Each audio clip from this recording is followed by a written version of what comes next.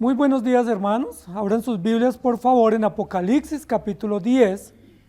Y hoy nos vamos a concentrar en la segunda serie de 7 o tercera serie de 7, que son las 7 trompetas.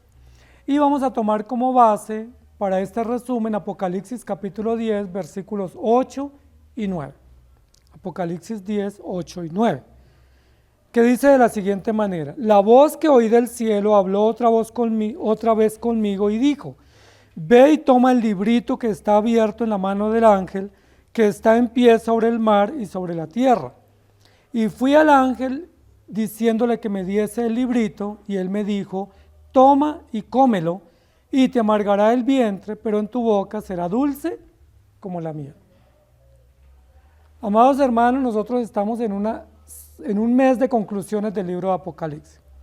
Tomamos bastante tiempo estudiando en detalle cada versículo, cada capítulo, hasta el número 22 de Apocalipsis, y ahora estamos resumiendo el conjunto. Y hemos tomado 5 domingos para ese resumen, hoy es el tercero.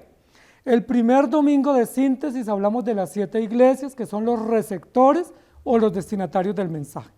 En el segundo domingo, que fue hace 8 días, hablamos de la primera serie de 7 después de las iglesias, que son los 7 sellos, hablando de que Dios reveló el mensaje a la iglesia, que los creyentes conocen de primera mano la revelación canónica o legal o objetiva de Dios, y que ya ellos están sellados o asegurados por la obra de Cristo. Y en este domingo vamos a ver una serie siguiente, que es la serie de las 7 trompetas. O pudiéramos traducir los 7 sonidos, ¿sí? Los 7 sonidos o los 7 llamados. ¿Sí? La trompeta era usada en la antigüedad para llamar o para convocar. Entonces pudiéramos hablar que hoy son los 7 llamados, o los 7 gritos, o los 7 convocaciones que se hacen para que el pueblo se reúna. Y de esa manera vamos a ir resumiendo el libro de Apocalipsis, que hemos estudiado bajo el eslogan Jesucristo, Cordero Vencedor. Noten lo siguiente: en la primera serie, que fue la serie de las 7 iglesias, comienza diciendo revelación de Jesucristo que Dios le dio. Entonces la primera serie pudiéramos decir que es la revelación de Jesucristo. ¿Cómo se revela Jesucristo? Pues a través de la palabra y a través de las cosas creadas. ¿Sí? La revelación. Pudiéramos decir que Jesucristo se revela a través del libro.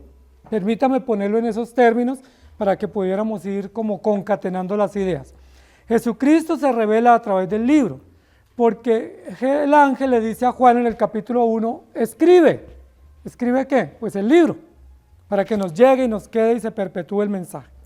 En la segunda serie, que fue la que vimos la semana pasada, que es la serie de los 7 sellos, dice que vi al que estaba sentado en el trono con un libro. ¿Se acuerdan? Un libro en su mano. Y ese libro estaba sellado, o ese rollo, o ese pergamino estaba sellado, escrito por dentro y por fuera, y sellado con 7 sellos. Es decir, la segunda serie, que es la serie de los 7 sellos, también habla de un libro. La pregunta ¿es otro libro o es el mismo libro?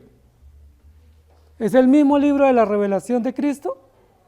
¿O tenemos toda una biblioteca? Lo cierto del caso es que en la serie de los sellos hay un libro con 7 sellos. Y dice que nadie podía desatar el libro y conocer el contenido, pero el león de la tribu de Judá murió en la cruz para desatar los sellos y dar a conocer el contenido de este libro. Entonces, primera serie, libro. Segunda serie, libro. Y vamos a la tercera serie, que es la serie de las 7 trompetas, y dice: y oí un ángel y oí una voz que me decía: ven y toma ¿qué? El libro. En el capítulo 10:1 dice: vi descender del cielo a otro ángel envuelto en una nube, y hace una descripción, y el versículo 2 dice: tenía en su mano un librito abierto. Entonces tenemos otro libro en la tercera serie. Para algunos que les gusta especular mucho, no son de los nuestros, pero que les gusta especular, hablan de una cantidad de libros, que toca como buscarlos y saber dónde están, y si quedaron en Patmos, si se pudieron editar o se perdieron, que serían como unos libros inéditos. Nosotros no hablamos de varios libros, nosotros hablamos de un solo libro.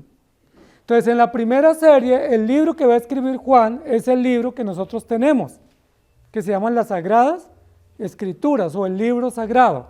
Esa es la revelación de Jesucristo. En la segunda serie, que es la serie de los 7 sellos, el libro que tiene el Cordero y que puede desatar los sellos es las Sagradas Escrituras, es decir, el mismo libro. Y en esta serie, que es la serie de las 7 trompetas, el libro que tiene el ángel y que luego le va a entregar a Juan y que le dice, toma y cómelo, es el mismo libro del primer capítulo o de la primera serie. ¿Estamos de acuerdo? Es decir, no estamos hablando de muchos libros, estamos hablando de un solo libro. Y ese solo y único libro se conoce en la Escritura como la ley de Dios, o los mandamientos de Dios, o la revelación de Jesucristo. O si queremos ponerle otro nombre, pudiéramos ponerle el libro del pacto, ¿sí? O pudiéramos llamarlo la historia de la redención, o podemos llamarlo las Sagradas Escrituras, o podemos llamarlo la palabra de Dios, o si quieren, llámenlo la Santa Biblia, ¿sí? El nombre que le pongamos es indiferente, lo importante es que estemos hablando del mismo libro. Y aquí estamos hablando de la revelación escrita, de la revelación histórica, de la revelación canónica que Dios nos dejó. Primero aparece la revelación celestial, se da a conocer y se hace pública. Juan la tiene que escribir. Luego Cristo dice que Él cumple esa revelación en la cruz, en la segunda serie. Él cumple, el león de la tribu de Judá murió para desatar los sellos y dar a conocer. Y ahora en la tercera serie, que es la serie de las trompetas, dice que se nos entrega un libro y que se nos ordena recibirlo, tomarlo y comerlo. Y es una serie muy interesante, ¿cierto?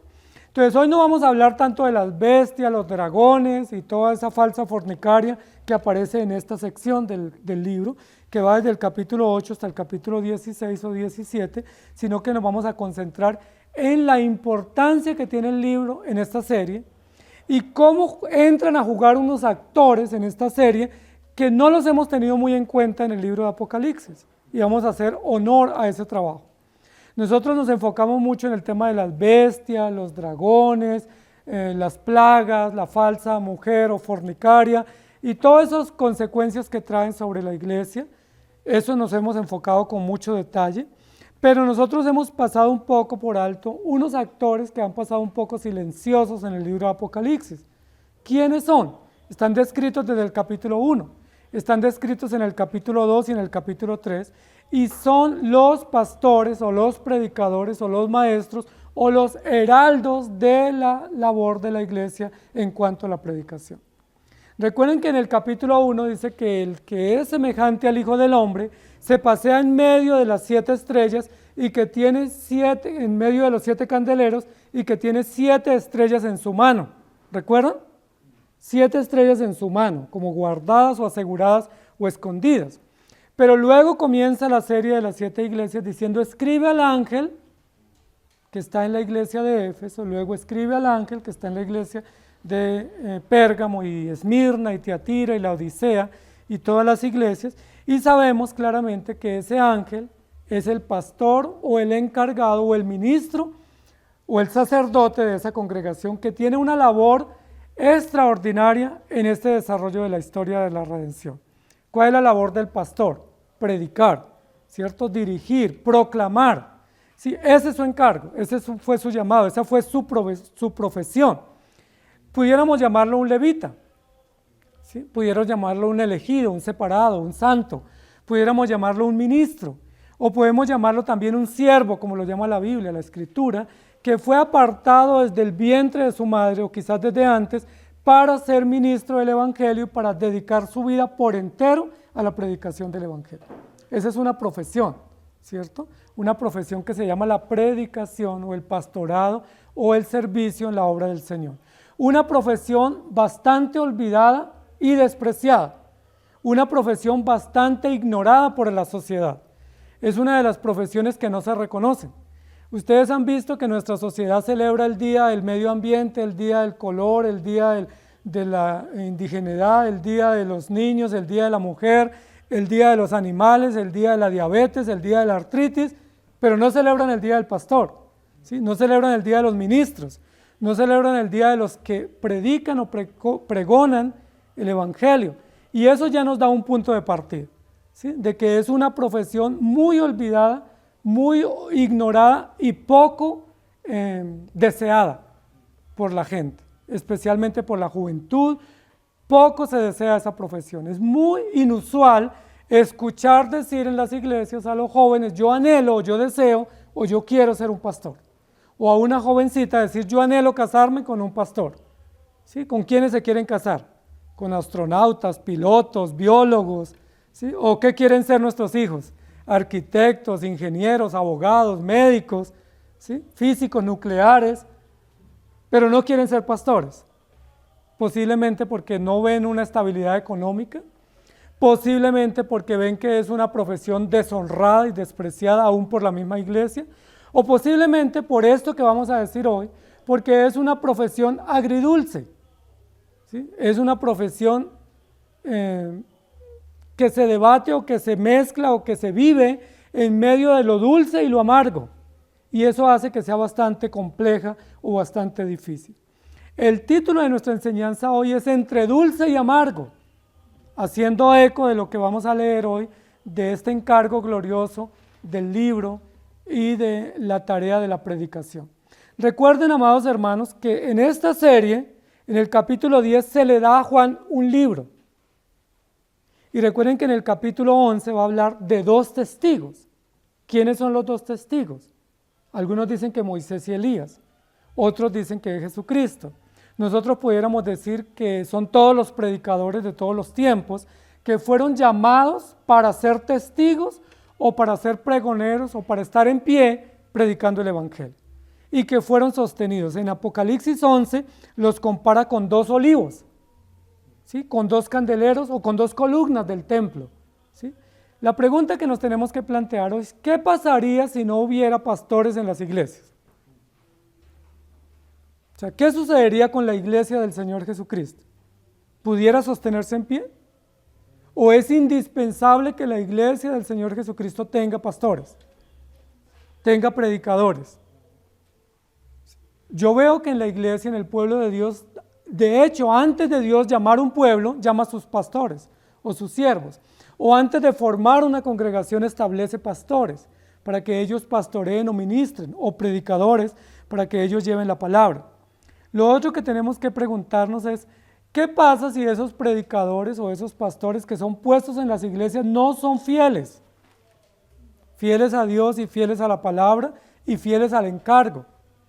Con esta situación de la pandemia, que ha sido toda una situación inédita para nuestra época y que ha tomado por sorpresa al mundo entero, aún a los científicos, pues muchos pastores han declinado su labor y se han ido a otras funciones, otros se han quedado pues como quietos, esperando qué sucede, y ha sucedido muchas cosas impresionantes con esta situación. Lo que la Biblia nos va a decir en esta mañana es que para que la iglesia exista, primero se requiere la gracia de Dios que establece la iglesia, pero también se requiere que Dios levante y sostenga hombres en el ministerio. Y que esos hombres que Dios llama en el ministerio tienen que cumplir una tarea impresionantemente difícil. ¿Se acuerdan cuando Dios llamó a Moisés? Moisés que dijo: Señor, estaba esperando que me llamaras. Este es el día especial de mi vida cuando yo anhelaba que tú me dieras ese encargo tan glorioso. ¿Se acuerdan cuánto divagó Moisés? Días, posiblemente semanas. Y aún ya ejecutando la tarea con el faraón, él decía: es que por eso yo no quería. ¿Sí? Yo por eso te dije que no. ¿Se acuerdan cuando Dios llamó a Jeremías? ¿Cuánto Jeremías divagó y titubeó para aceptar ese encargo y para asumir con derecho y en posesión ese llamado de la predicación o de la profecía? Y aún a la mitad de sus días, cuando llevaba más o menos la mitad de su vida ministerial como profeta, se sienta un día y dice: Señor, yo no quiero más, hasta aquí voy, ¿sí? No voy más. ¿Se acuerdan qué dijo Moisés cuando estaba en el desierto?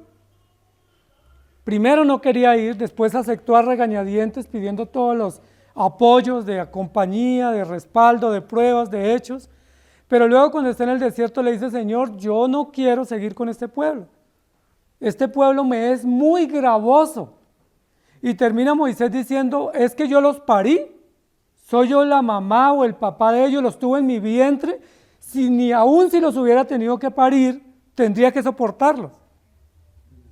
Tengo que soportar este pueblo tan terrible, tan rebelde, y así sucesivamente. Isaías, Elías y muchos más, otros tuvieron que enfrentar esa difícil tarea y lucha emocional y conflicto espiritual que tienen los ministros del Evangelio entre cumplir el llamado y ser fieles y todas las luchas internas que ellos afrontan por sus propias realidades, por sus propias circunstancias y pecados, pero también por las circunstancias de la congregación o de la feligresía. Entonces, el llamado inicial que Dios hace a todo creyente es amarle con todo el corazón, con todas las fuerzas y con todo nuestro ser, mente y talentos. Ese es el llamado que Dios nos hace y lo podemos encontrar en Deuteronomio, lo podemos encontrar en los Evangelios. Dice, me adoraréis, me serviréis con todo el corazón. Estas palabras que yo te mando hoy estarán grabadas en tu corazón y las pondrás en práctica. Ese es el llamado universal que Dios hace a todo creyente. Todos los creyentes tenemos que amar al Señor y servirle y poner en práctica los mandamientos. No todos hemos sido llamados a ser predicadores, aunque todos somos creyentes, aunque todos servimos dentro de la congregación, aunque todos podemos y debemos orar y evangelizar, no todos tenemos el encargo de dedicarnos tiempo completo a esta profesión. Y generalmente aquellos que Dios los llama para esta profesión son muy renuentes a aceptar. Sí, toman mucho tiempo y ponen muchas excusas porque no ven como una posibilidad de vida dedicarse a esta labor del ministerio por muchas razones que ustedes conocen, que la Biblia presenta y porque es un encargo muy, muy exigente que Dios hace. ¿Sí?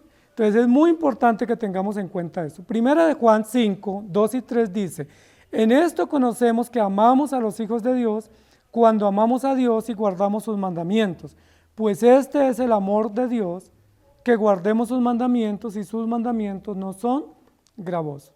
Yo quiero que vayamos avanzando un poco. Entre dulce y amargo, lo primero que Dios le dice a Juan en esta porción que se transmite para nosotros o que se extiende para nosotros en el versículo 9 es, fui al ángel diciéndole que me diese el librito y él me dijo, toma o ven y tómalo. ¿Sí?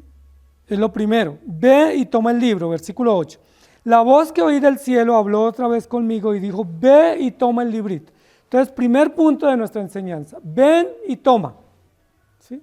O tómalo, toma el librito, recíbelo, ¿sí? Acércate y recibe el librito. Este es un llamado, es un encargo, es una obligación y esa obligación tiene varias connotaciones. Una, que el llamado o aquel a quien se está convocando para este propósito, para esta misión o profesión, tiene que acercarse a Dios, ¿sí? Tiene que tener una disposición de ir, ven.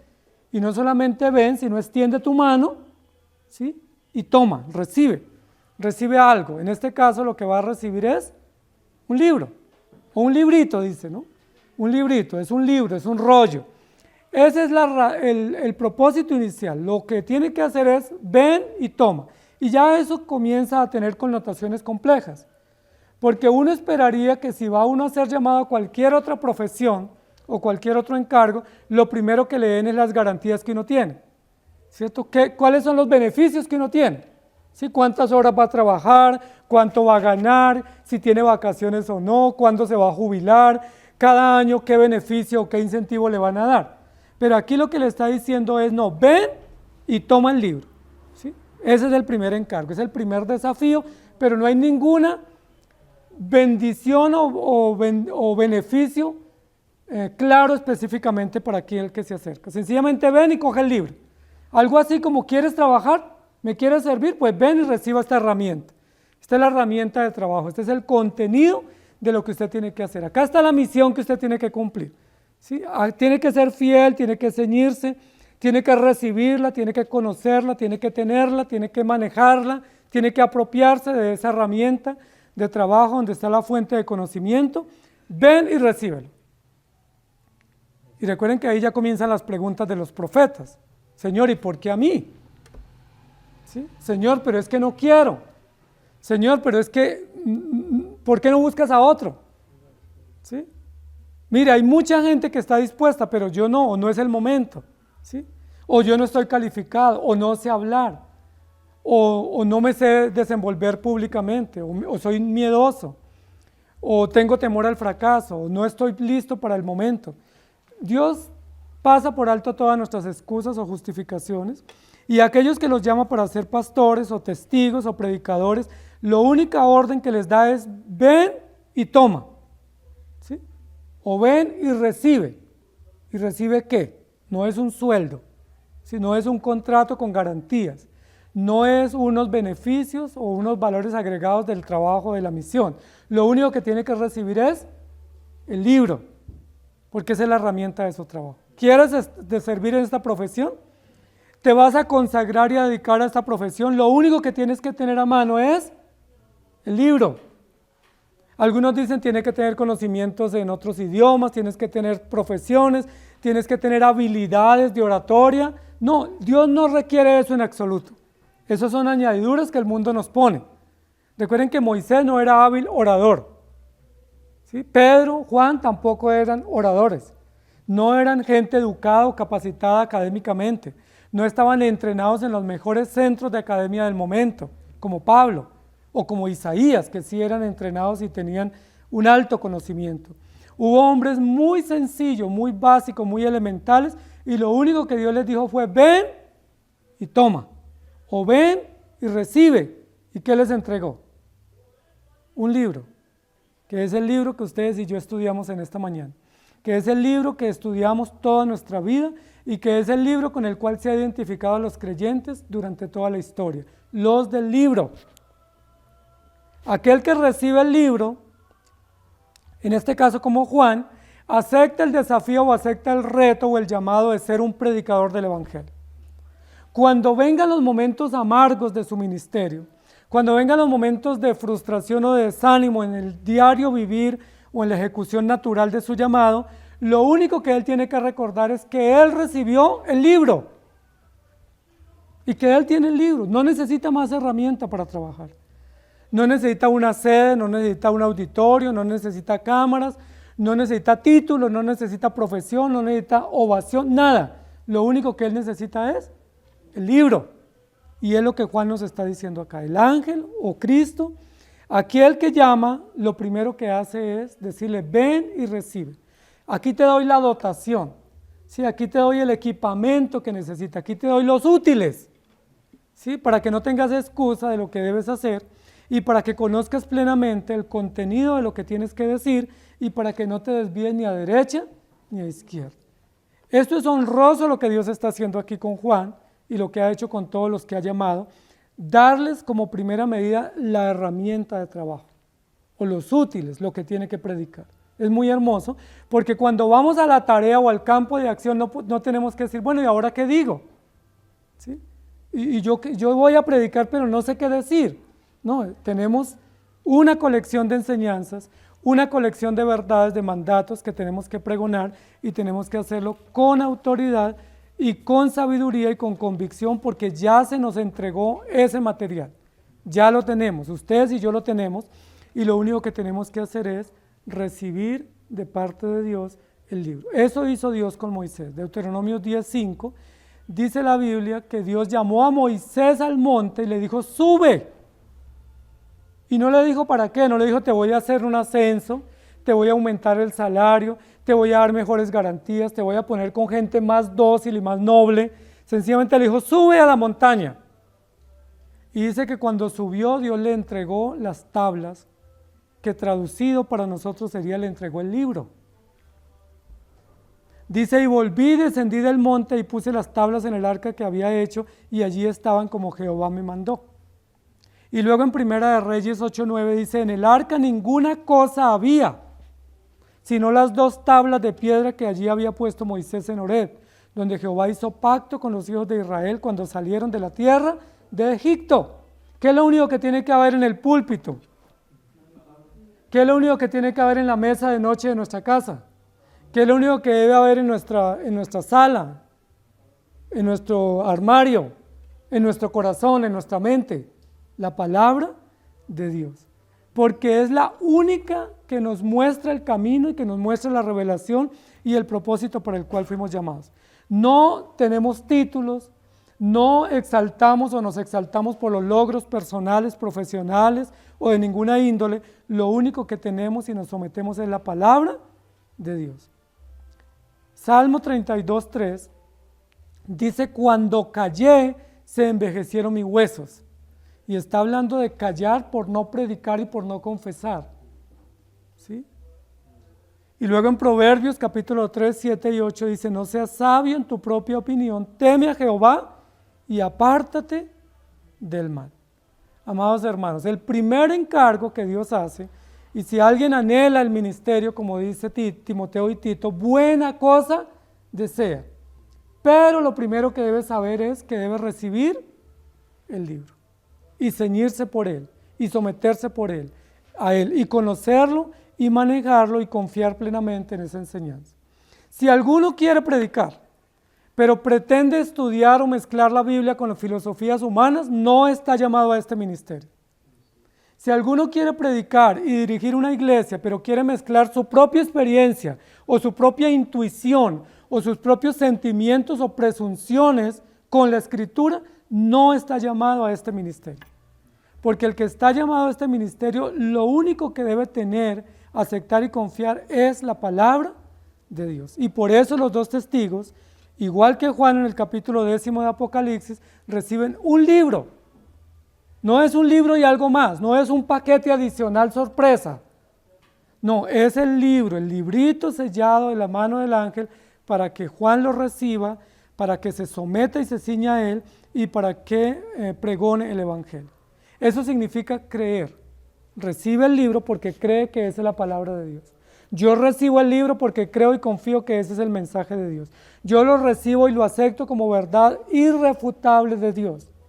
Aquellos que han estado en ordenaciones nuestras, cuando hemos ordenado pastores del presbiterio, recuerden que una de las palabras y promesas que hacen los pastores es predicar únicamente la Escritura.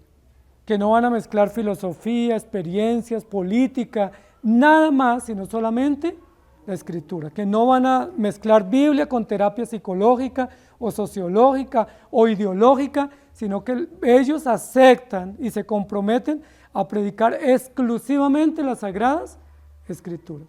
Y nosotros como iglesia y como ancianos de la iglesia, como líderes de la iglesia, sabemos que este púlpito fue expuesto aquí exclusivamente para que se predique la palabra. Que aquí no se puede hacer propaganda política ni proselitismo político. Que no se puede hacer terapias psicológicas, que no se puede hacer ventas, comercio, nada. Lo único que se puede hacer desde este lugar es anunciar, proclamar y exponer ¿qué? El libro, la palabra de Dios. Y nosotros sabemos que por esa causa hay persecución. No solamente de afuera, sino de adentro, ¿cierto? Que hay persecución de muchos que dicen, pero ¿y por qué solo la Biblia? ¿Por qué no cuentan historias? ¿Sí?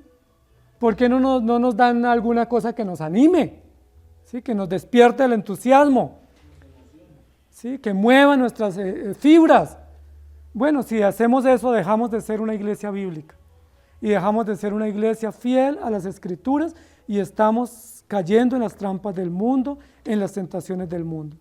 Eso es bastante amargo.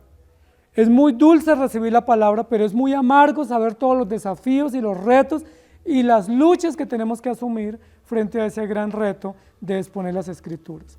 Luego más adelante en el versículo 9 del texto que estamos mirando hoy de Apocalipsis 10, dice, no solamente ven y reciba el libro, ¿qué más tiene que hacer? Cómelo, cómelo. Ven y recíbelo, o ven y tómalo, y segundo, cómelo. Recíbelo y cómelo. Y esto es muy interesante, porque esto sonaría como una idea un poco sarcástica del ángel, ¿cierto? ¿Cómo así que Juan se acerca de manera inocente al ángel y él le dice, acá está este libro, se lo entrego y se lo come? ¿Sí? Pero no es un sarcasmo, no es una ironía, no es un juego de palabras, lo que le está diciendo claramente es real. Este libro lo tienes que recibir y tienes que alimentarte de él.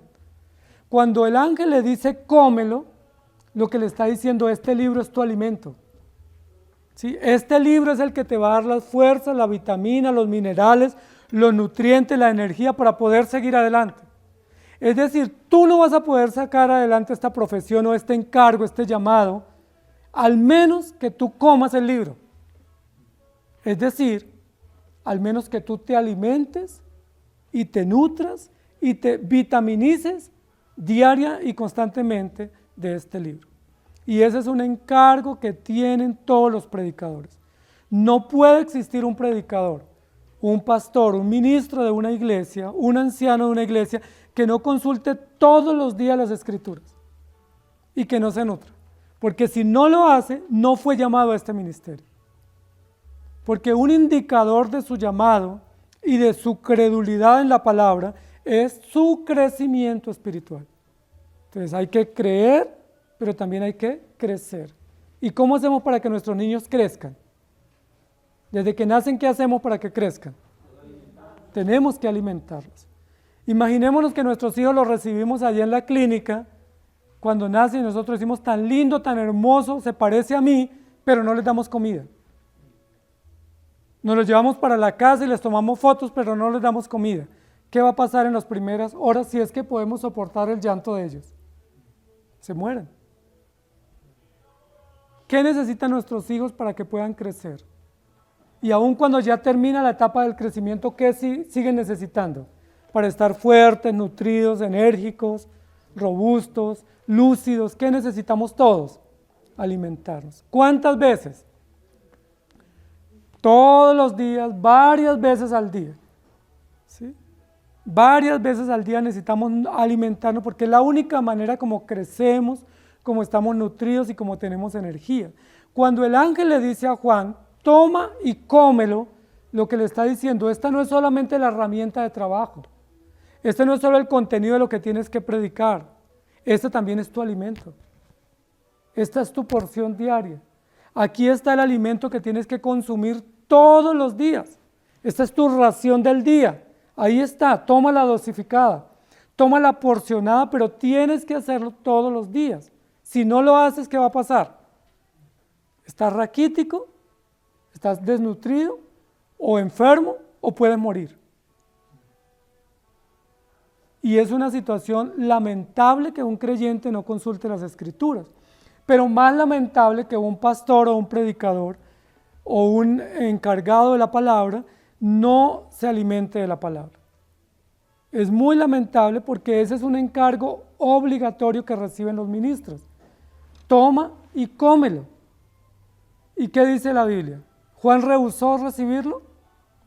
¿Juan rehusó comerlo? Juan entendió que ese es el alimento para él y que debía comerlo, que él tenía que alimentarse de ese alimento. Y la Biblia nos muestra que es un contraste lo que está sucediendo acá en el sentimiento y en la conciencia de Juan, porque aunque el alimento es dulce al paladar, cuando se lo come es agrio o amargo en su estómago o en su vientre. ¿Sí? No es que el alimento se transforme de dulce a amargo. No, lo que está diciendo la palabra es dulce en su plenitud y en su perfección. Salmo 19 lo dice, más dulce que la miel. ¿Sí? Cuán dulces son a mi paladar tus palabras, pero se vuelve amargo en el vientre, porque a medida que digerimos la palabra, o a medida que tomamos el nutriente de la palabra, ¿qué pasa? ¿Con qué nos enfrentamos? Con nuestros pecados, nuestras tentaciones, nuestras luchas, nuestra resistencia a obedecer, a entender y aceptar lo que dicen las Escrituras. Entonces hay amargura de dentro del corazón, ¿sí? Yo no quiero aceptar, no me parece, no estoy dispuesto, no acepto esto. Hay resistencia de afuera del mundo que persigue a los cristianos, especialmente a los ministros, que los persigue y los hostiga, pero también hay amargura de la congregación, porque normalmente también las comunidades cristianas causan amargura a los ministros, por muchas razones, ¿no? Por falta de fidelidad, falta de compromiso, por falta de apoyo, por muchas razones pueden causar también mucho dolor y mucha frustración y mucha amargura. Por eso este es un ministerio bastante difícil, porque aunque nos alimentemos de la palabra, nosotros tenemos a nuestro alrededor una serie de situaciones que las cuales tenemos que lidiar. Y situaciones que muchas de ellas no son nuevas y muchas de ellas no sabemos cómo manejarlas. Eso le pasó a muchos de los profetas, no sabían qué hacer. ¿Sí? ¿Y ahora qué haremos? ¿Sí? ¿Cómo actuamos ante esta situación tan difícil de manejar? Y la única respuesta es: aliméntate del libro, come del libro. ¿Hay desánimos internos? ¿Cuál es la respuesta? Come del libro. ¿Sí? ¿Hay frustraciones por realidades externas? ¿Cuál es la respuesta que Dios nos da? Come del libro, aliméntate del libro. O algo así como: ¿ya te tomaste la porción del día? ¿Estás desanimado, triste, frustrado? ¿No quieres seguir? ¿Te sentaste en un lugar como Elías o te echaste como Elías diciendo no voy a seguir más?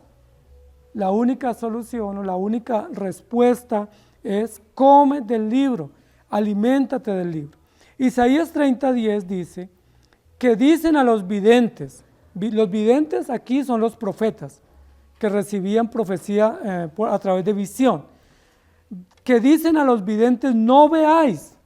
El pueblo le decía a los videntes: no vean más, porque si ustedes ven, nos cuentan lo que vieron, y lo que vio no nos gusta, porque era juicio y destrucción. Y a los profetas les dicen: no nos profeticéis lo recto. Y mire lo que dice Isaías 30:10 para que vean que es lo que hoy piensa la gente, especialmente en las iglesias. Decignos cosas halagüeñas, es decir, decignos cosas que nos alegren, que nos gusten. Y miren lo terrible: profetícennos mentiras, dice Isaías 30:10, que las comunidades se reúnen y aclaman a sus líderes o sus ministros y le dicen: mire, por amor de Dios, no nos diga la verdad, díganos mentiras, engáñenos, pero que nos guste, ¿sí? Que nos alegre, que nos muevan los sentimientos, que salgamos felices, que saltemos. Díganos cosas que nos alegren al oído, pero no nos digan la verdad, no nos digan la exactitud de la precisión de las consecuencias si no obedecemos. La pregunta es: ¿pasa hoy lo mismo? ¿Por qué los templos de las iglesias bíblicas mantienen desocupados? ¿Y por qué otros auditorios mantienen llenos? ¿Será porque en unos lugares se les predica la verdad y en otros se les dicen mentiras? Y la gente le gusta ir tras la mentira porque les hace vibrar y saltar. Segunda de Timoteo 4:3 dice: porque vendrá tiempo cuando no sufrirán la sana doctrina, sino que teniendo comezón de oír, se amontonarán maestros conforme a sus propias concupiscencias. Eso lo está diciendo Pablo para Timoteo, y Timoteo era un pastor. Y Timoteo va a tener el encargo de preparar otros pastores. Y le dice: mire, Timoteo, ten presente lo siguiente: van a llegar momentos en los cuales la gente no quiere escuchar la verdad, sino que quiere escuchar solo cosas que les agraden al oído, que les digan cosas bonitas, que los halaguen, pero que no sea verdad. Y entonces prepárate para eso. Eso causa amargura al ministro, porque él tiene que preparar la doctrina, presentar la doctrina y decir la verdad a sabiendas de que no va a ser aceptada, a sabiendas que la mayoría no va a aprobar lo que él está diciendo. Él dice la verdad y la gente guarda silencio, pero si dijera mentira, la gente lo ovacionaría. Si dijera engaño, la gente lo aplaudiría y lo tendría como un gran ídolo. Pero como dijo verdad, en algunos lugares dice la Biblia que la gente se tapa los oídos para no oír. Jeremías 15:16: fueron halladas tus palabras y yo las comí, y tu palabra me fue por gozo y por alegría de mi corazón, porque tu nombre se invocó sobre mí, oh Jehová de los ejércitos. Y eso, amados hermanos, que estamos diciendo, tiene que ver con nuestra obligación. Los predicadores, los que son llamados a predicar, no pueden parar de predicar. Así como no pueden parar de leer la palabra, ¿qué no pueden dejar de hacer? De predicar. ¿Por qué? Porque a eso fueron llamados. Se les pedirá cuenta por eso. No puede haber ninguna restricción, no puede haber impedimento, no puede haber contingencia. No hay situaciones que hagan que él decline o que suspenda o que haga un intervalo en sus deberes o en sus obligaciones, porque ese fue su encargo, porque a eso fue llamado, y Jeremías lo dice de manera muy claramente. Lucas capítulo 24, 30 al 32. Y aconteció que estando sentado con ellos a la mesa, está hablando de los caminantes a Emaús, tomó el pan y lo bendijo, lo partió y les dijo, y les dio.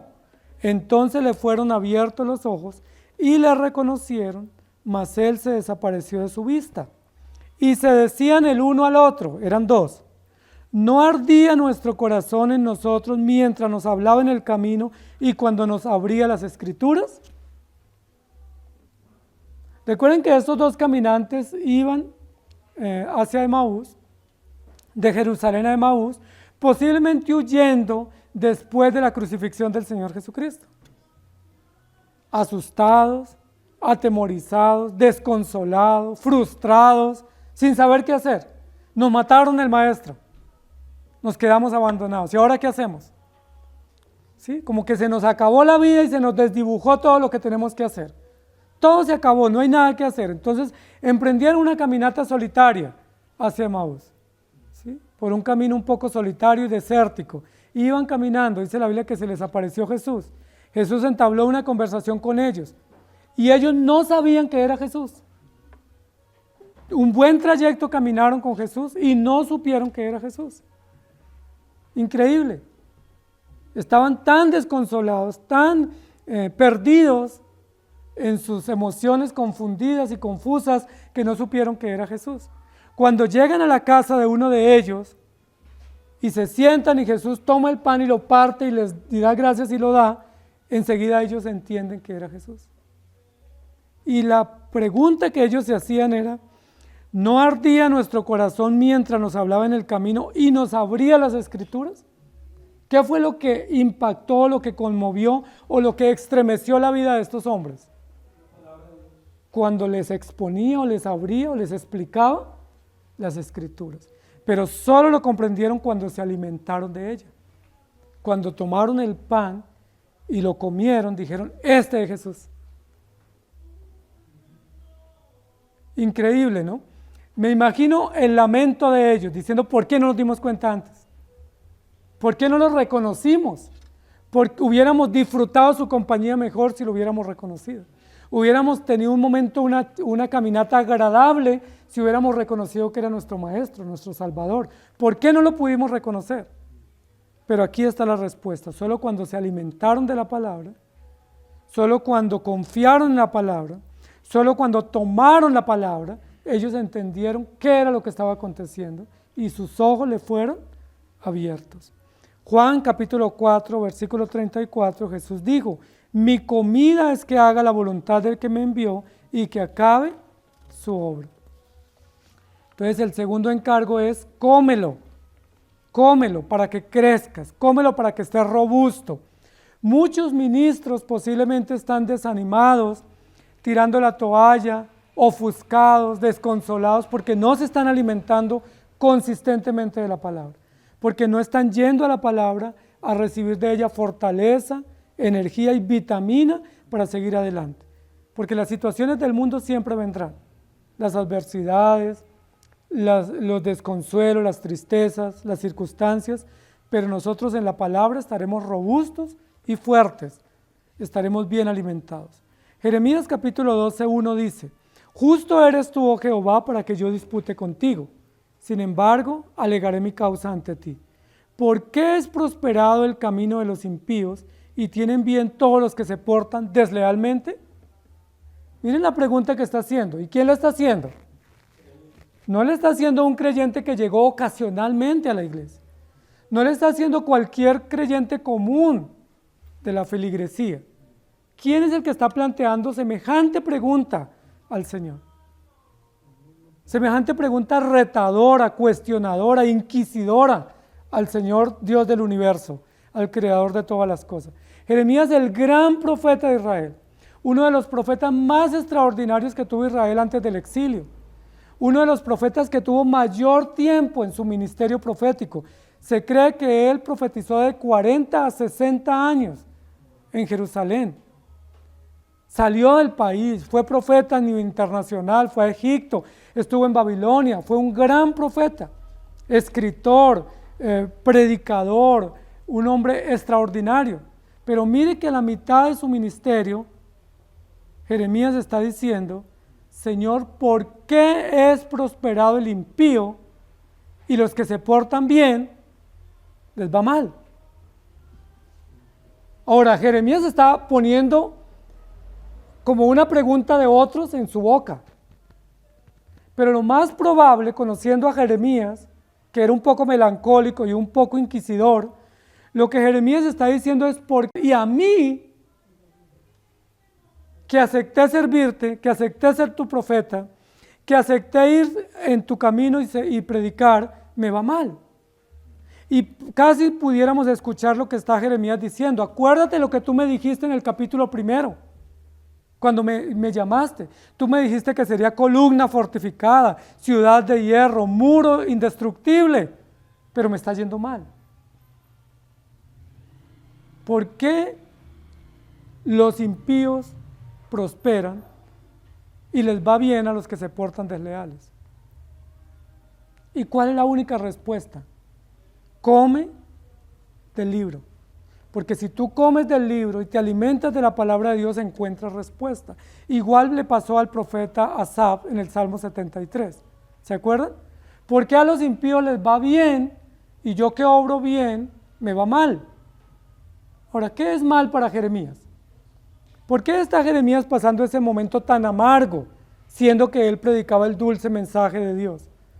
¿Por qué está pasando? Dice la Biblia que había persecución de parte del gobierno, que los reyes y los sacerdotes lo estaban persiguiendo. Recuerden que lo habían exiliado de la ciudad y le tocó irse al campo a vivir. Recuerden que a Jeremías lo estaban persiguiendo. Dice la Biblia que toda la gente que se acercaba a él lo miraba y lo señalaba y le decían: lo vamos a ver caer, ¿sí? Lo vamos a ver mal. Y dice la Biblia que hablaban y se burlaban de él, que era objeto de burla. Y Jeremías cayó en esa situación terrible de amargura, de frustración. Es decir, la Biblia nos muestra claramente que aquellos que son llamados a predicar, si bien es cierto, tienen un dulce encargo, ¿sí? Una grandiosa tarea y un encargo maravilloso y bienaventurado, enfrenta realidades muy amargas, realidades de mucha frustración, de mucho desánimo, de cansancio y de profunda depresión. Jeremías no es la excepción. Elías, Moisés, Pedro, Job y muchos más, la Biblia registra, Jonás entre ellos, que llegaron a momentos de muchísima desilusión. Y desilusión que la Biblia también registra, para que nosotros conozcamos que los pastores o los predicadores también son de carne y hueso, y tienen las mismas luchas y los mismos conflictos que usted y yo tenemos. Pero además de eso, dice la Biblia que se agrava algo que no tienen los demás. Los creyentes tienen situaciones comunes de la economía, la salud, problemas en el hogar, problemas con los vecinos, problemas políticos, civiles, son los problemas comunes. Los pastores también los afrontan. Pero ¿qué problema adicional enfrentan ellos que ustedes no los enfrentan? ¿Se acuerdan que dice Pablo? Todos tenemos los mismos problemas, pero sobre los predicadores se agrava una situación o se agudiza una situación, que es el tema de la carga por la predicación. Y Pablo lo dice. Pablo dice: ¿ustedes se enferman? Yo también. ¿Ustedes tienen necesidades económicas? Yo también. ¿Ustedes se desaniman? Yo también. ¿Ustedes tienen proyectos que sacar en la vida y por los cuales luchar? Yo también. Pero yo tengo algo que ustedes no tienen.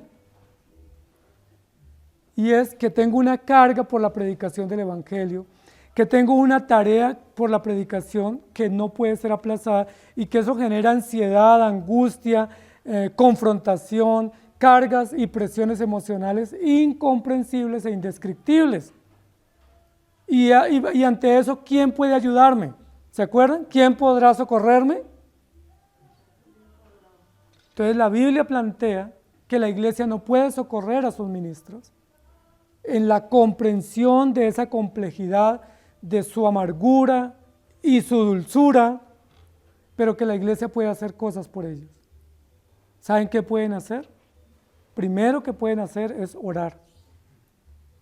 Un gran beneficio, una gran ayuda que pueden hacer los creyentes por sus autoridades o sus pastores o sus ministros es orar.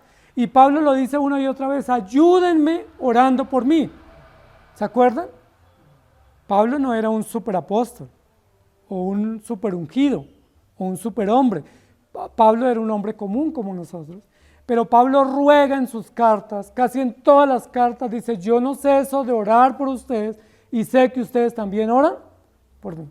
Y Pablo en alguna de sus cartas en Efesios dice, les ruego que oren por mí. Eso es lo único que les pido, no les pido más. Oren por mí. Y la pregunta es, ¿y por qué tiene que orar por Pablo? ¿Qué se supone ustedes que serían los motivos de orar por Pablo?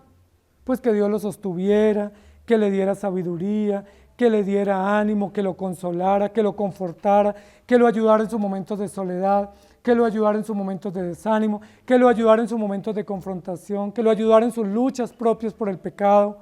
La pregunta es, ¿hacen ustedes eso por sus pastores?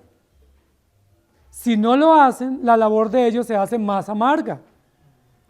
Es decir, ustedes pudieran ayudar a endulzar la misión de sus predicadores o pastores o maestros o presbíteros orando por ellos.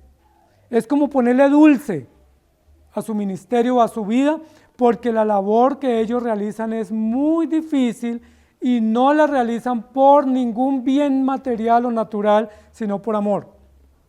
No la reciben no la hacen por amor a un salario o a un ascenso o por amor a una pensión, por ningún amor material, sino simplemente por amor al Señor que los llamó y los sostiene en esa gran tarea. Entonces la pregunta es, ¿está usted causándole más amargura a su pastor? ¿O está causándole dulzura? ¿Cómo le puede endulzar ese llamado y ese ministerio tan difícil? Primero, orando. Regístrenlo, orando sin cesar, dice Pablo. Orando siempre, orando para que yo pueda seguir predicando, orando para que tenga fuerzas, orando para que tenga ánimo, orando para que las puertas se abran y podamos seguir adelante. ¿Lo hacen ustedes? Esa es una tarea, esa es una manera. Si no lo hacemos, somos causa de frustración y de amargura. Si lo hacemos, somos causa de dulzura para ese gran encargo en medio de tanta oposición de bestias, de dragones y de fornicarias. Pero otra manera como podemos ayudar también en ese ministerio para endulzarlo es apoyando. Apoyando. No solamente quédense orando, hay que apoyar también. ¿Cómo apoyamos? Asistiendo, colaborando, aportando, apoyando con los talentos, los dones que Dios nos ha dado, con lo que podamos hacer en los tiempos que tenemos libres. Hay que apoyar, contribuir, respaldar. Es una excelente manera de endulzar el ministerio de los pastores en las iglesias. Es una excelente manera.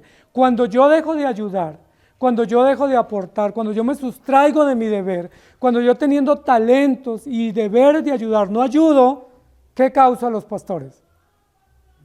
Amargura, frustración, queja, reclamo, dolor, y se hace más amargo su ministerio y más difícil, y la única manera de solucionarlo es ayudando.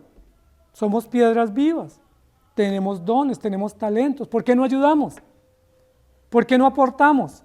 ¿Qué podemos aportar? De nuestra asistencia, nuestros dineros, ayuda económica, diezmos, ofrendas, talentos, capacidades, servir, colaborar, ayudar. Porque de esa manera hacemos mucho más fácil el ministerio de estos testigos o estos predicadores o estos maestros que se dedican por entero a la predicación del Evangelio. Cómelo. Si usted come el libro, usted va a entender que tiene que apoyar, orando y también apoyando. Y hay una tercera manera, cómo podemos apoyar el ministerio de los pastores en las iglesias. Pero antes vamos a desarrollar el otro punto. Tómalo, cómelo y vívelo. Y la manera como debe vivir el predicador el mensaje es predicando. Recuerda que Pablo dice, ¡ay de mí! ¿Se acuerdan? expresa un lamento lacónico, angustiante. Dice, ay de mí si no predico el Evangelio. Es decir, algo así como, en unos términos más castizos, como mejor morirme, o no vale la pena vivir, ¿sí? ¿O qué sentido tiene para mí la vida si no predico? Dios nos llamó a los que somos predicadores, nos llamó a predicar. Y hay gente que piensa que nos cansamos predicando. ¿Saben qué? No nos cansamos predicando, ¿sí? Claro que no nos es fácil preparar las predicaciones, exponerlas, pero no nos cansamos. Podemos dedicar toda nuestra vida predicando, ¿sí? Yo llevo ya 31 años, tiempo completo dedicado a este ministerio, viviendo tiempo completo de este ministerio. Y si ustedes me preguntan si estoy cansado, les tengo que decir que no estoy cansado. Estoy feliz predicando. Me gusta, lo disfruto, lo hago con amor, con cariño, pero eso no significa que sea fácil. Eso significa más bien que esa es una labor que no podemos delegar a terceros, que Dios nos llamó a esa misión y tenemos que hacerlo. Por eso Pablo se pregunta, ¿qué pasaría de mí si yo no predico? ¿Qué pasaría si no continúo con esa misión? ¿Qué pasaría si nos dejamos llevar por las intimidaciones del momento, sean políticas o civiles o sanitarias? ¿Qué pasaría? Como iglesia, desaparecemos del mapa.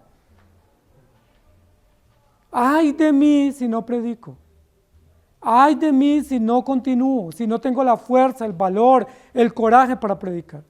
Ahora, cuando Pablo dice eso y cuando Juan lo registra también, que hay que predicar, el ambiente en el cual Pablo, Jeremías, Juan el apóstol y Juan el Bautista predicaron, no fue un ambiente agradable.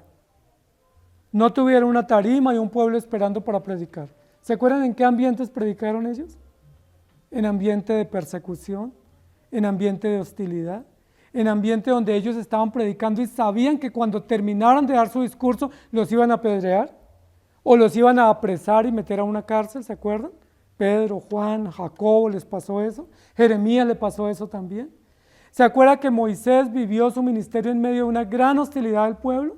Que el pueblo se sublevó muchas veces contra él y llegó un momento donde decía, basta ya, no queremos más escuchar a Moisés.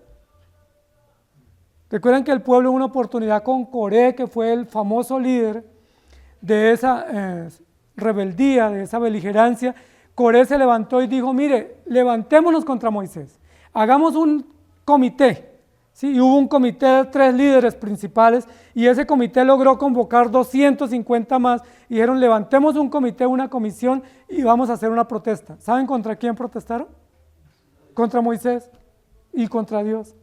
¿Y saben cuál era la consigna? Basta ya de Moisés. Es decir, nos cansamos de Moisés. ¿Sí? Nos dice lo mismo, que hay que guardar los mandamientos, que hay que ponerlos por obra, que hay juicio, que hay condenación. Estamos cansados, no más Moisés. ¿Será que Dios no puede levantar otro distinto a Moisés? Eso lo dijo Aarón también y María, ¿no? Y eso lo dijo Coré y Abirán y otros. ¿Será que Dios no puede poner otro más que Moisés? Seguro que si hacemos protesta, logramos mover los ánimos y podemos poner otro líder.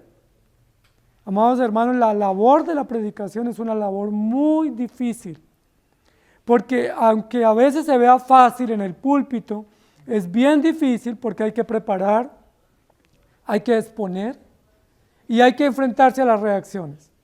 Y muchas de las reacciones del público que recibe la predicación, ¿sabe cuál es? Indiferencia. Gran parte de las iglesias y de la membresía en las iglesias cuando recibe la predicación es indiferente. Uno está aquí al frente predicando y a veces ve que la gente se está durmiendo. Uno está aquí y a veces ve que la gente entra y sale. Uno está aquí y ve que la gente está asintiendo de manera negativa a lo que se está presentando. ¿Sí me hago entender? Y a veces salen y están diciendo, yo por acá no vuelvo. ¿Sí? No me parece, no estoy de acuerdo. Basta ya de Ismael. Y situaciones como esas. Pero ¿qué tiene que hacer un predicador que ha sido llamado por el Señor? ¿Desanimarse por la indiferencia? ¿Desanimarse por la falta de atención o falta de compromiso de la congregación? Aquí he tenido domingos y algunos se han dado cuenta que he tenido que predicar para 1 o para 2 personas. O hemos tenido que grabar predicaciones solitario, pero predicando y grabando para nadie, pero predicando como si estuviera lleno el auditorio. Hemos tenido que hacerlo. ¿Por qué? Porque no estamos esperando un público, no estamos esperando que haya una multitud dispuesta y feliz y unida, estamos esperando es que haya la oportunidad. Y si hay la oportunidad, hay que predicar. Pablo le dice a Timoteo, predica a tiempo y fuera de tiempo, redarguye, reprende, exhorta, con toda paciencia y doctrina. Pero Pablo enseguida le dice a Timoteo, pero habrá gente que no va a querer escuchar. Pero muchos lo van a rechazar, pero muchos lo van a despreciar, pero muchos van a ser indiferentes al mensaje o al llamado. Amados hermanos, los que aspiran a la predicación no se pueden desanimar. No importa si la gente se va, no importa si los creyentes abandonan, no importa si hay desprecio, no importa si hay falta de compromiso, no importa si hay insubordinación, lo que haya, ¿qué no le puede pasar al predicador? Desanimarse. Ustedes todos se pueden desanimar y decir, yo hoy no voy a la iglesia, yo me quedo. ¿Qué no le puede pasar al predicador? Que se desanime. ¿Sí? Todos ustedes tienen causas justas para no venir. ¿Quién no tiene una causa justa para no venir? El predicador. ¿Sí me hago entender? Y así sucesivamente. Todos ustedes tienen motivos para poder viajar y tener vacaciones. ¿Quién no tiene espacios y vacaciones? Los predicadores. ¿Quién no tiene un espacio para irse? Los predicadores. ¿Por qué? Porque ellos tienen un llamado. Y ese llamado lo tienen que realizar con excelencia, haya o no haya aprobación, haya o no haya respaldo, haya o no haya incentivo. Y eso hace amargo la labor o amarga la labor de los predicadores. Pablo y Juan nos registran que pasaron momentos muy difíciles. Cuando Juan está escribiendo, recuerden que es un hombre anciano. Se cree que está Juan cerca de los 100 años de edad. Un hombre muy anciano. Estaba exiliado, estaba prisionero, estaba sin familia, sin amigos, sin iglesia. Lo habían sacado abruptamente de las iglesias de Asia Menor y lo habían llevado a una prisión desértica, que era una prisión abandonada, una isla desértica. ¿Y qué está haciendo Juan en esa isla desértica? No escribió un diario que se llamara Diario de mis Lamentaciones o Diario de mis días de soledad. No escribió 100 años de soledad. ¿Qué escribió allá en esa isla desértica? El Apocalipsis, el libro de mayor esperanza para los cristianos. Y uno se pregunta, ¿y luego Juan no se desanimó? ¿Juan no tuvo noches de desvelo? ¿Juan no sintió soledad? ¿Ustedes qué creen? ¿No lloró? ¿No se afligió? ¿Ustedes creen que no? ¿Que no le faltó alimento? ¿Que no pasó momentos de mucha confrontación con él mismo y con el encargo? Sin embargo, cuando él coge la pluma y escribe, ¿qué escribe? Gracias sean dadas a Jesucristo, el autor de todas las cosas, el rey y el sacerdote inmolado, y nos da gran esperanza con este escrito. Pablo se cree que fue uno de los predicadores del primer siglo que más sufrió, y él lo registra. Recuerden que hay un capítulo donde dice, bueno, si ustedes quieren que yo me gloríe, pues listo, no me gusta hacerlo, pero ustedes me están incentivando, lo voy a hacer, yo me voy a gloriar. Tengo títulos, tengo conocimiento, he viajado, soy políglota, tengo cultura general, tengo ciudadanía romana, pero ¿saben de qué me glorío? Me glorío de llevar las marcas del sufrimiento de Cristo. Naufragio, desvelos, traiciones, látigos, abandonos, persecuciones. Si tengo de algo de qué gloriarme es de todo el sufrimiento que he tenido. Pero todo ese sufrimiento que ha logrado en mí. ¿Recuerda qué dice Pablo? Pablo no hace una apología al sufrimiento. Pablo dice, todo ese sufrimiento lo que ha logrado es que yo ame más al Señor y que comprenda que no puedo aplazar la misión. ¿Sí? Todos se pueden ir. Demas me abandonó, el calderero también me abandonó, muchos me abandonaron. Dice, pero el Señor está conmigo. El Señor no me ha abandonado y seguiré predicando.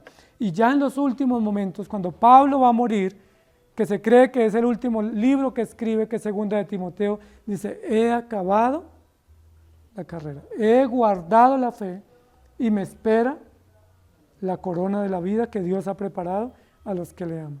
Maravilloso, ¿cierto? No quedó Pablo en la mitad del camino. No tuvieron sus adversarios la dicha de verlo a la mitad del camino. igual como no tuvieron la dicha los adversarios de Jeremías de verlo abandonar o desertar en la mitad del camino. Pablo termina diciendo, he terminado la carrera, llegué a la meta, y al llegar a la meta me espera no honras humanas, sino la gloria y la corona por la cual he predicado y he esperado por toda mi vida. ¿No les parece eso maravilloso? ¿No les gustaría a ustedes que sus pastores o sus autoridades en la iglesia pudieran llegar a la meta satisfechos, vigorosos, robustos y felices de la labor cumplida? Pablo no dijo, qué frustrante llegar a esta edad, qué deprimente estos años, ¿sí? Me siento totalmente frustrado. No, Pablo termina diciendo, he acabado la carrera.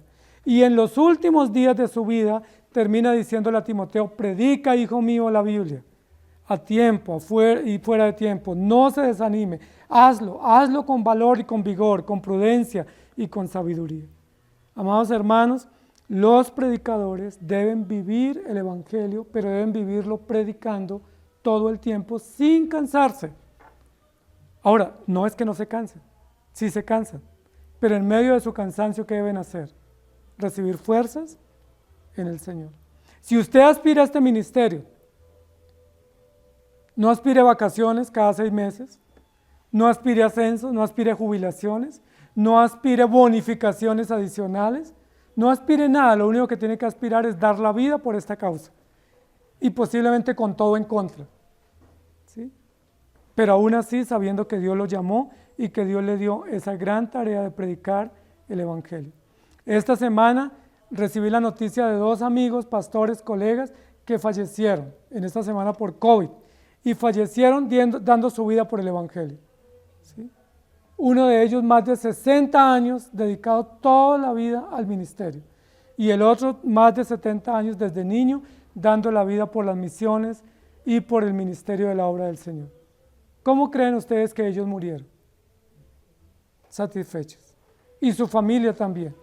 Cumplieron una tarea, no abandonaron, llegaron a la meta, no se quedaron faltándoles 1 kilómetro, llegaron a la meta. ¿Y quién los sostuvo?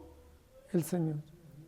El Señor, pero posiblemente también fueron sostenidos por las oraciones de muchos, por el apoyo de muchos y por los reconocimientos también de muchos que hacen al ministerio que podemos realizar. Pablo, Juan, Jeremías, Isaías nos dan ejemplo de que la labor es muy amarga, pero el mensaje es muy dulce. Lo que predicamos es muy dulce, pero lo que vivimos y experimentamos es muy amargo, tanto de afuera como de dentro y de nuestro propio ser, pero aún así el encargo es tómalo, cómelo y vívelo. ¿Saben cómo es la tercera manera como ustedes pueden ayudar a sus pastores para hacerles un poco más dulce su carga o su llamado o su ministerio? Dijimos ya 2 maneras, ¿se acuerdan? Orando y apoyando. Y la tercera es reconociendo su labor. La Biblia dice, os rogamos que reconozcáis a los que os trabajan y que los tengan en alta estima. ¿Recuerdan que dice la Escritura?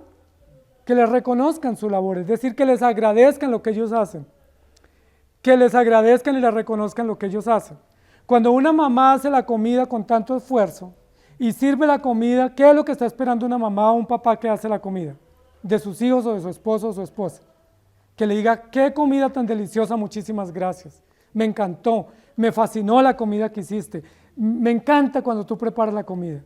Eso es un halago para la persona que cocina o prepara los alimentos o para aquel que compró y dio la provisión. Pero ¿cómo sería entonces un halago para un pastor? Recuerden que hay 2 maneras de halagar, ¿no? Una para manipular y vulnerar y otra para estimular o para reconocer.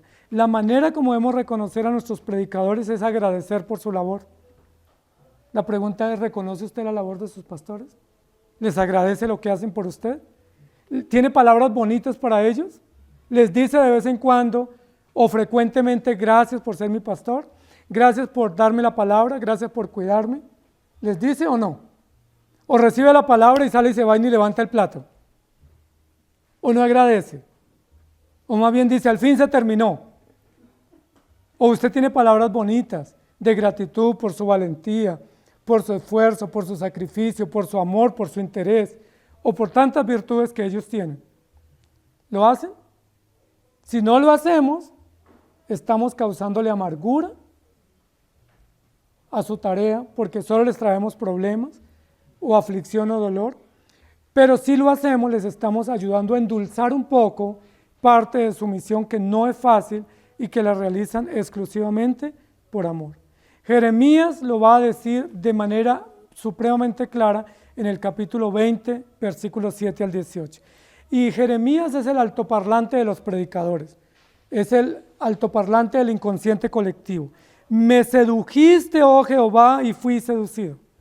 Más fuerte fuiste que yo y me venciste. ¿Qué es lo que está diciendo Jeremías? En palabras más sencillas. Yo no quería hacerlo. Yo te dije que no. Yo me negué a aceptar ese encargo. Yo quería hacer cualquier otra cosa menos pastor o predicador. Pero tú me convenciste. Casi como que Jeremías le está diciendo, tú me engañaste. O tú me embolataste. Sí, es casi lo que le está diciendo. Es todo un reclamo muy fuerte, muy emotivo, muy deprimente, pero muy honesto de parte de Jeremías. Yo no quería y tú me convenciste. Yo te dije no y tú me dijiste puedes. Y ahora mire cómo estoy. ¿Sí? Y continúa diciéndole, mire, la gente se burla de mí, hay desprecio, la gente me pone trampas, la gente me afrenta, me escarnece, no hay compromiso, no hay dedicación, no hay apoyo, no puedo más, no puedo más. Y Jeremías hace esa resolución. En ese día, en ese momento tan dramático de Jeremías, Jeremías dice, llegué a una conclusión. Como tú no me escuchas lo que yo te estoy diciendo y no me atiendes mis reclamos, llegué a una conclusión unilateral. No predicaré más. No voy a decir más. No voy a seguir más en esto. Me voy a consagrar a otras cosas, me voy a dedicar a otras cosas, me levantaré mi sustento de otras maneras, pero no más predicación. No más Biblia, no más iglesia. Y ahí comienza todo un proceso de respuesta de Dios para Jeremías. Capítulo 20 lo pueden leer en sus casas. Pero Jeremías se está sintiendo muy humillado por lo que él está haciendo. Dice, tú me dijiste que me iba a ir bien y me está yendo mal. Tú me dijiste que me ibas a acompañar y me siento solo. Tú me dijiste que iba a tener resultados y no los veo. ¿A qué jugamos? ¿En qué consiste esto? Pero el Señor le dice, yo estoy contigo. En todo el proceso le está diciendo, yo estoy contigo. Y Jeremías termina diciendo, mas Jehová está conmigo como poderoso gigante, y todos los que me humillan o me escarnecen o me afrentan, tropezarán y serán avergonzados. Pero miren, amados hermanos, que toda esta amargura que está viviendo Jeremías, que es la amargura que vivió Pablo, que vivió Juan, que vivió los apóstoles y los profetas y que viven los pastores, se endulza con el Evangelio. Se endulza con hermanos fieles y comprometidos. Se endulza con oraciones. Y se endulza también con palabras de reconocimiento y de valoración por lo que se hace. Amados hermanos, tenemos una gran tarea. Y la Biblia dice, sosteneos unos a los otros, animaos unos a los otros. Hoy nos han hecho creer que si halagamos a un pastor o a un hermano, que él se envanece. No, mejor yo no le digo nada para que no se envanezca. ¿No será eso también egoísmo de mi parte? Pudiendo reconocerle su labor, no se la reconozco, que para que él no se llene de soberbia, pero yo estoy siendo egoísta. ¿Sí me hago entender? Yo debo reconocerle la labor que él hace. Jesús lo hizo con sus discípulos. Jesús reconoció la labor de sus discípulos. Jesús le dijo a sus discípulos, ustedes harán cosas mayores que yo. Ustedes podrán, ustedes lo lograrán. Ustedes pueden hacerlo porque yo voy con ustedes. Prediquen en Jerusalén, en Judea, en Samaria, hasta el último de la tierra, y yo estoy con ustedes. Esos fueron reconocimientos, halagos, incentivos que llenaron de valor y de oxígeno la vida a veces cansada y monótona de los apóstoles y de los predicadores. Amados hermanos, no guardemos las palabras para cuando alguien muera, porque cometemos ese grave error, que esperamos que alguien muera, y cuando muere, ¿qué hacemos? Por eso dicen que no hay muerto malo, todos los muertos son buenos. Cuando muere, entonces, ¿qué decimos? Ay, yo sí que lo extraño y lo quería, y recuerdo y anhelo, y tan valiente y tan fuerte. ¿Por qué no se lo dijimos antes? ¿Por qué no lo hicimos antes? ¿Por qué no le halagamos antes cuando podíamos? Posiblemente eso endulza un poco el ministerio. Eso le sucedió a Pablo. Recuerden que Pablo fue muy endulzado con la visita de Timoteo, de Epafras, de Onésimo, de Onesíforo, de Aristarco, ¿se acuerdan? Priscila, Aquila, capítulo 16 de Romanos, ¿lo han leído? Estamos allí en los devocionales, es una lista larguísima de nombres de hermanos reconociéndolos. Ustedes oraron por mí, ustedes me recibieron, ustedes me mandaron ofrendas, ustedes me ayudaron, ustedes fueron fieles. Pablo no tuvo temor a expresar halagos y reconocimientos. Pablo lo hizo con honestidad, con sinceridad y también con reciprocidad, porque es necesario que recibamos halagos. Amén. Porque esos halagos ayudan que la amargura se torne en dulzura. Un halago sincero, honesto y oportuno puede hacer la diferencia en la vida de un corazón afligido o en la vida de un ministro desanimado. Esta semana hablé con un amigo pastor que me dijo: pastor, cerré las redes, voy a cerrar todo, estoy buscando qué hacer y de qué mantenerme porque ya no voy a seguir con la iglesia. No voy a seguir, esto se acabó. Y yo le mandé unos mensajes, hablé con él y luego media hora después me dice: pastor, tienes razón, voy a seguir. Entre dulce y amargo. Así es la vida de cristiana, así es la vida de los ministros, pero Dios es fiel y nos sostiene. Él no nos abandona y está siempre con nosotros, nos sostiene como familia, como iglesia y sostiene nuestra vida en todo nuestro ser de manera generosa y fiel porque Él nos llamó y nos sostiene. Que el Señor nos ayude. Y aunque si vivamos entre dulce y amargo, tenemos la dulzura del Evangelio y tenemos la dulzura del Espíritu Santo que mora con nosotros y también hermanos fieles que Dios nos provee para que nos sostengan en oración, en amistad, en compañerismo y en apoyo. Que el Señor nos ayude. Señor, gracias te damos, porque absolutamente todos afrontamos esta realidad, que es la realidad que Juan afrontó, que es la realidad de la iglesia del primer siglo, la realidad de los profetas, la realidad de los apóstoles y la realidad nuestra como iglesia. Que vivimos entre la dulzura del Evangelio y la amargura de las condiciones y situaciones que afrontamos. Pero gracias por sostenernos. Gracias, Señor, por rodearnos de tantos hermanos fieles, de tantos hermanos dispuestos y abnegados y comprometidos. Muchas gracias. Gracias por dar a esta iglesia, Señor, hermanos y familias fieles y constantes en su asistencia, en su apoyo, en su oración, en su amistad, en su respaldo. Muchísimas gracias, porque esos hermanos, esos ancianos, esos diáconos, esas familias completas son una gran alegría y una gran dulzura para el ministerio que realizamos como iglesia. Muchísimas gracias. Gracias, Señor, por endulzarnos a través del Evangelio, pero por endulzarnos también a través de hermanos y familias que nos aprecian, que nos cuidan y nos protegen. Muchas gracias. Gracias, Señor, porque nunca nos ha faltado y nunca nos faltarás como iglesia. Gracias, Señor, porque pasarán todas las circunstancias y las contingencias, pero tú permaneces para siempre. Y tú que permaneces, cuidarás a tu iglesia. Y para que tu iglesia sea cuidada, preservarás a tus ministros. Y los preservarás de caer, los preservarás del desánimo y los preservarás de desertar, aunque muchas veces ellos lo piensen y lo intenten. Muchas gracias por sostener las economías de ellos, por sostener sus fuerzas físicas y emocionales y espirituales y por ayudarles a seguir adelante.